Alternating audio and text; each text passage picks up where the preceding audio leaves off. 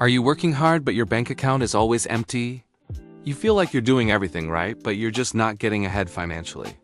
What if I told you that the things keeping you broke are habits you think are completely normal? In the next 10 minutes, I'm going to reveal the subtle everyday behaviors that are quietly draining your wallet.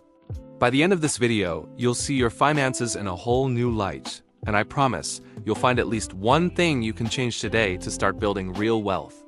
Stick around, because the last point is the one most people overlook, and it could be costing you the most. Let's start with the most common money trap, the daily small purchases. That morning coffee, the afternoon snack, the bottled water you grab on the go. You think, it's just a few dollars, what's the big deal? But let's do the math. A $5 coffee every workday is $25 a week. That's $100 a month, or $1,200 a year, and that's just the coffee. Add in a $3 snack, and you're looking at over $2,000 a year. That's enough for a vacation, a serious investment, or a big payment on your debt. It's not about depriving yourself, it's about being intentional. Making coffee at home can save you a fortune. Packing your own snacks is not just cheaper, it's often healthier too. These small leaks sink big financial ships.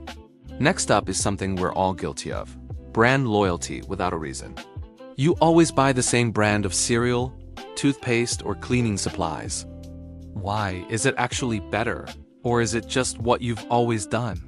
Companies spend billions on marketing to create that loyalty. They want you to reach for their product without thinking. But store brands or generic versions are often made in the same factories with the same ingredients, for a fraction of the price. Next time you're shopping, I challenge you to try the generic version of one of your staples.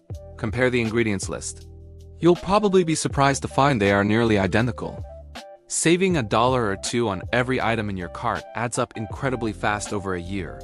Break the habit, compare the products, and pay for quality, not just a fancy label. The third silent wallet killer is ignoring your subscriptions. That free trial you forgot to cancel, the streaming service you haven't watched in months, the magazine you never read, the gym membership you don't use. It's out of sight, out of mind until you check your bank statement. These are called phantom expenses because they just drain your account automatically. Take 30 minutes this week. Go through your bank and credit card statements line by line. Highlight every recurring charge. Ask yourself for each one: do I use this? Do I get value from this? If the answer is no, cancel it, right then and there. It's amazing how many people are paying $50 or even $100 a month for things they completely forgot about. That's free money you're giving away. Alright, number 4 is a big one, especially in our digital age. Confusing on sale with good value. Just because something is 50% off doesn't mean you're saving money. If you didn't need it in the first place, you're not saving 50%, you're spending 100% more than you planned. Retailers are masters of psychological pricing. They create a sense of urgency with limited time offers and flash sales to trigger your fear of missing out. Before you click buy now on that sale item, ask yourself a simple question: would I buy this if it were full price? If the answer is no, you don't really want or need the item. You're just attracted to the deal. A good deal is getting something you truly need for a lower price. A bad deal is buying something you don't need, no matter how cheap it is. Unsubscribe from those tempting retail emails. They exist for one reason: to make you spend money you weren't planning to spend. Let's talk about a social habit that keeps people broke: keeping up with the Joneses. Your friend gets a new car, so you start feeling like you need one too. Your neighbor renovates their kitchen, and suddenly yours looks old and outdated. We live in a world where everyone posts their highlight reel on social media. We see the fancy vacations, the designer clothes, the perfect homes. What we don't see is the credit card debt, the loans, and the financial stress behind it all.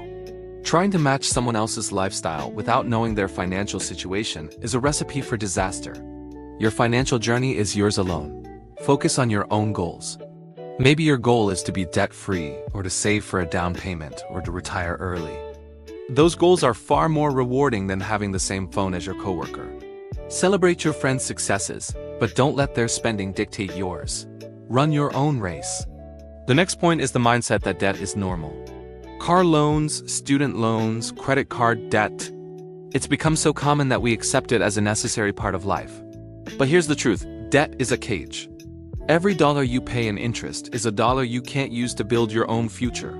It's money you're giving to the bank instead of investing for yourself.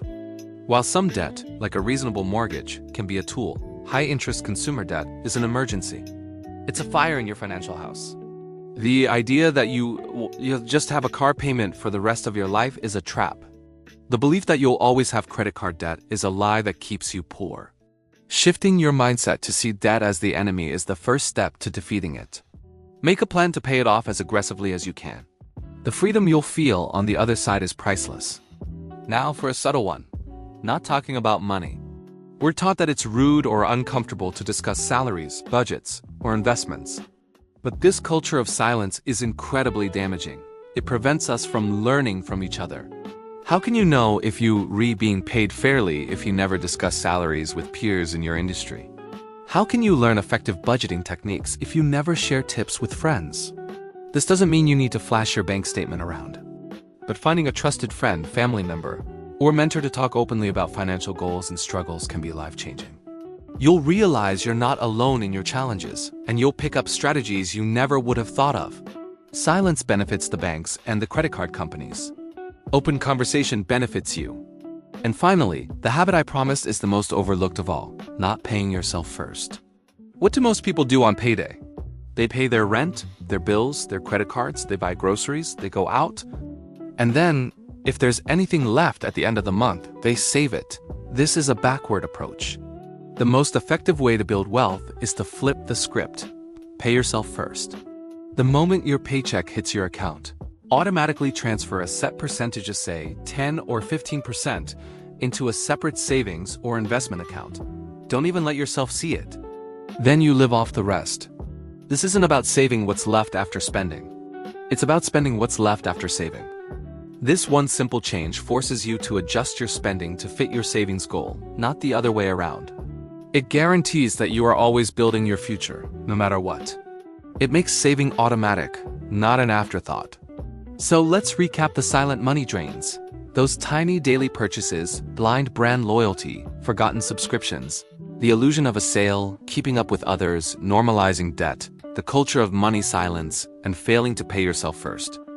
I know it's a lot to take in, but you don't have to tackle everything at once. Pick one. Just one of these habits to change this week.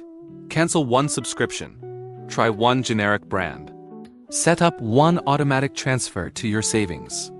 Small, consistent changes create massive results over time. You have the power to change your financial future, and it starts by recognizing that what's normal isn't always what's smart. Thank you so much for watching. If this video opened your eyes to even one new idea, please hit that like button and subscribe for more content to help you build a life of financial freedom. Let me know in the comments which of these habits you're going to tackle first. I'd love to hear from you. See you in the next video.